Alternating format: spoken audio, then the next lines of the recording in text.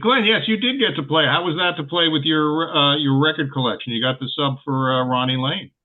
I got to for Ronnie Lane. It was fantastic. I mean, the only drag, it was a version of the Faces, and Rod didn't do it, which was a drag. Right. But Mick Hucknall did it. Mick Hucknall's a great soul singer, and for me, the Faces always a great rock and roll band with a great soul singer, Rod Stewart, right?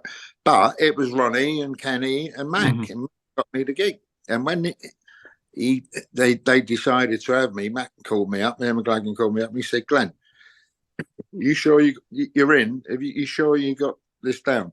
I said, "Mac, I learned to play with these songs. I know them backwards." And he went, "Great." I said, "Yeah, it's just forwards that I struggle with." And he laughed. And that kind of deal. But yeah, but that was fantastic. You know, that band, as well as having a great vibe, great songs, great sort of loose kind of musicianship, but really good.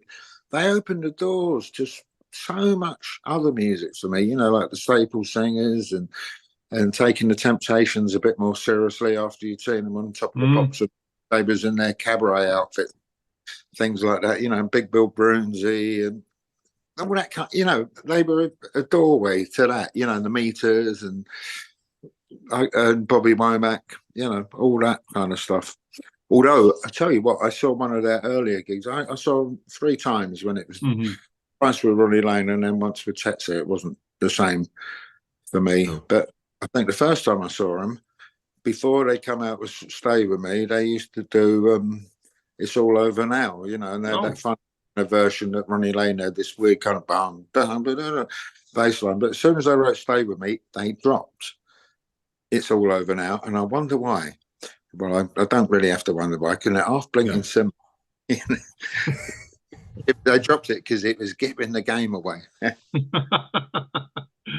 Well, yeah, we actually, David and I, we do some benefits on it with Notes from an Artist. We did Teen Cancer with Who Cares, Roger and Pete Townshend, and so we did a couple of shows over here. And yes, we did a tribute to the Faces about faces. Was it called? Was the name of the title of it? And yeah, it's tricky to learn those Ronnie Lane bass lines, and of course, Ron Wood was a fabulous bass player.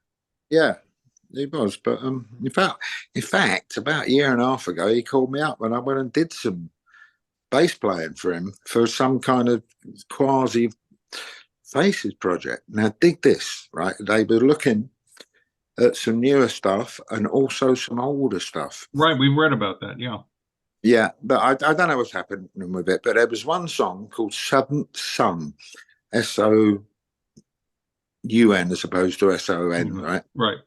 And it was recorded just before they split up, right? And they had to change some of the keys because I think Rod was going to do something. I don't know if he did or not, but I went in with Ken and Ronnie, and then that guy who plays with the Stones now, Matt Clifford, is it? Max Clifford, keyboard player. He's playing with Iggy recently. Oh, yes. And then Jules Holland came down, but they were changing some of the keys, and I went in early the next day, and I thought, well, I'd learn this song Seventh Son, and then when they come in and what they decide what key it's going to be, and at least I'll know it and I'll transpose it. So I said, put the tape up. You better tape the bass player out, which was probably Tetsu on that thing. And I'm not kidding you. It's the Faces. It's a good song. It's a bit punky, actually, but it's kind of the Faces in their sort of Paul or Richard kind of heyday. Wow. With Rod Stewart doing a guide vocal, and I'm playing along. Right?